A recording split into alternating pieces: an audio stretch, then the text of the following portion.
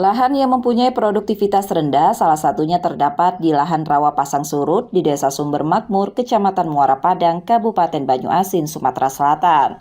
Lahan rawa gambut umumnya memiliki keasaman tanah dan air yang tinggi.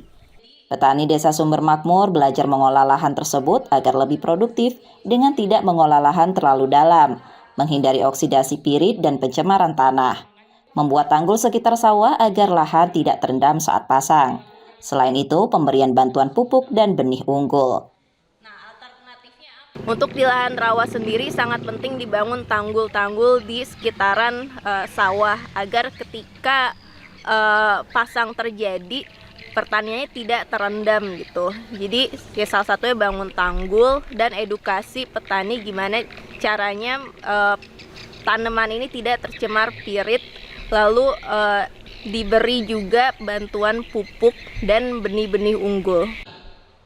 Dompet Duafa Sumsel bersama Tai Juhana Foundation lewat penyuluhan, petani diharapkan memahami cara mengoptimalkan lahan dan mengantisipasi hama penyakit tanaman. Dari workshop ini kita berharap para petani khususnya yang pasti akan bisa lebih memahami terkait bagaimana pengelolaan dan optimalisasian dari lahan suboptimal yang ada.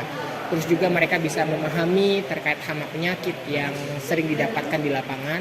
Terus juga mereka bisa bertanya langsung dengan para narasumber yang kita hadirkan pada hari ini sehingga permasalahan-permasalahan di lapangan ketika mereka hadapi itu mereka sudah tahu jawabannya seperti apa. Tak hanya penyuluhan, warga desa juga memperoleh layanan pengobatan cuma-cuma. Rizky Nurbizan, Kompas TV, Banyuasin, Sumatera Selatan.